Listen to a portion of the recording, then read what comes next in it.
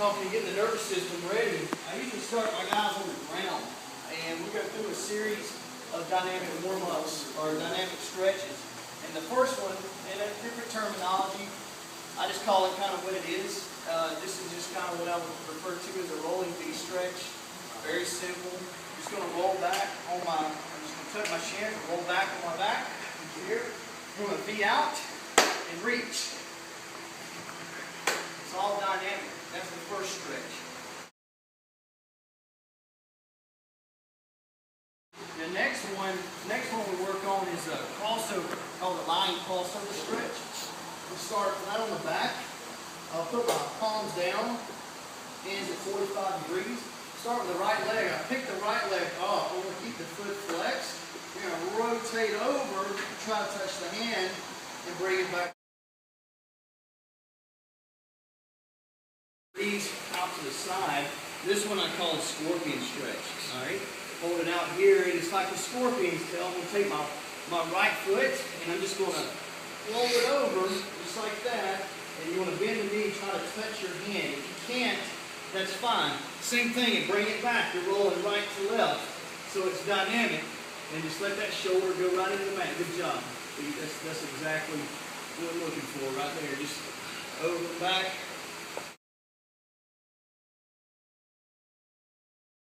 Start from a push-up type position, an upright position, and keeping my legs straight. I just want to tiptoe up as far as you can. Get a good stretch, hold it for a sec, and then tiptoe back, keeping the legs straight. And when you get back to the push-up, then I drop my hips down into the mat. I want to drop my hip flexor, pushing the right hip flexor into the deck, and just kind of pry it a little bit, and then roll to the left. And pry, and then pump back up and repeat. Is a great one I like on the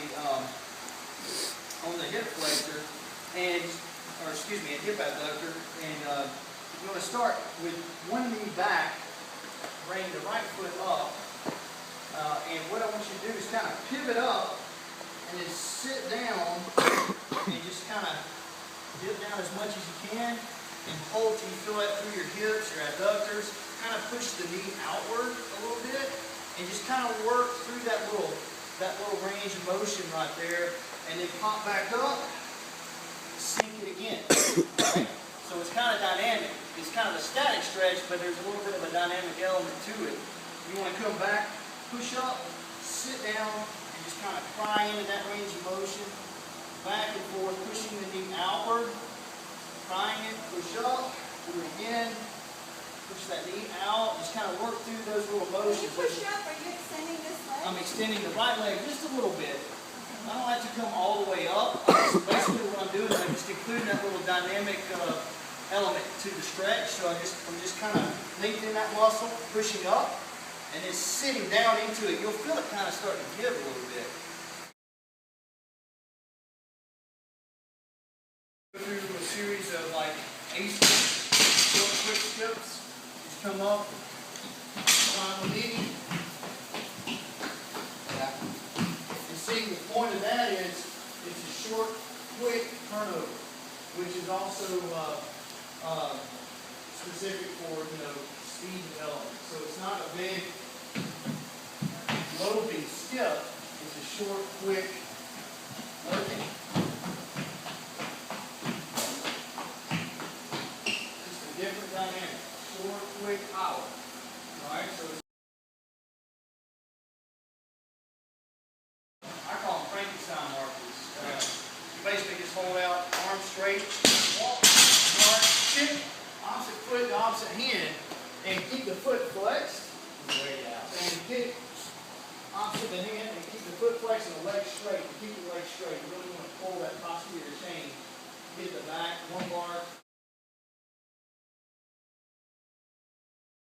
Face the CrossFit wall, grinder wall, and just work, carry over, and just use the arms, do a swivel. Momentum. I want to drive the knee up, down, and get height. So I want to try to get it up. We'll do one of those down the back.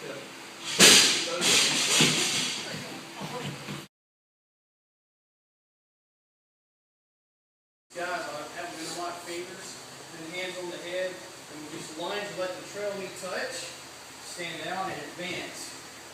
Look straight ahead, don't look down at the ground. Basically, functional movement, mobility, and then also being able to master hinging the hips as best as possible. And through a swing lift, or actually you can hinge, think about it from a squat pattern, all right, which is standing, descend into a squat, back up, or a deadlift pattern if I'm pulling, and then into a kettlebell swing, which is more of a dynamic thing, right? So with mine, I'm all about teaching the swing from the standpoint of engaging the hips. It's more of an athletic kind of swing for that power. So instead of engaging the hips and letting it float, I'm just snapping.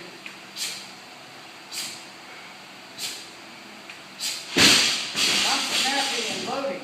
And I'll have them come over and team over. You want to demonstrate the face the wall.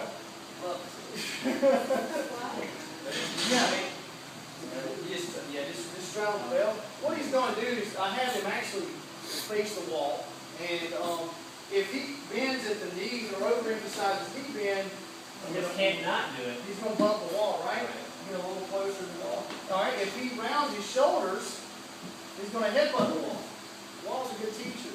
It's going to force that pattern through the hips, through the butt, right? So he's going to straddle it. He's going to sit down. He's got a really good squat. But so he's going to go down. Just go down a little slower for me.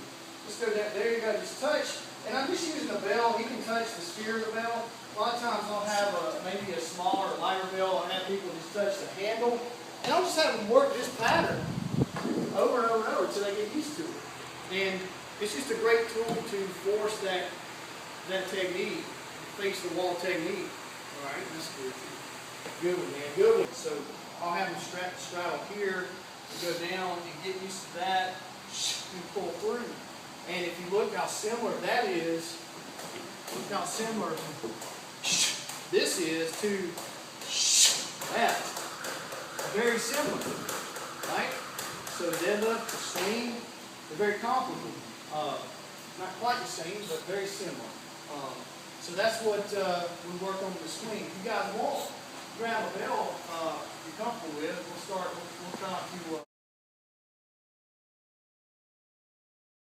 start from here. You can start from the ground, and it's like hiking a football.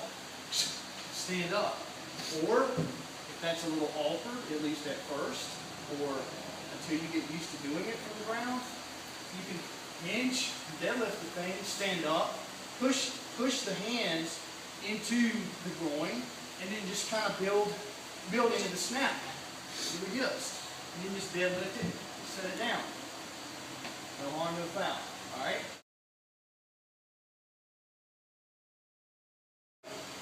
Never grip a kettlebell with your fingertips. I always tell my guys, grip it, roll those knuckles down, face the spear, snap through, and keep it tight. It's just a continuous movement. You want to keep a 90-degree bend of the elbow, and you want to drive the hands here, pocket the chin, and you want to get elbow drop. Boom! Get those elbows back behind you. If you're just doing this, there's no elbow drop. There's elimination of that upper body power. So here, boom, elbow drop. So 90 degrees. So we go pocket the chin here. All right, 90 degrees in, and elbow drop. All right, so that's the 3 Ds. Lower body too is if I'm running. Think about driving out, straight ahead sprint. If I'm running straight ahead, I want to really get that knee lift when I come up. I want you to pivot, turn, and sprint to the right line first. I want you to touch the line with your hand, turn, sprint back to the other side, touch with the left hand, turn and sprint back through the middle.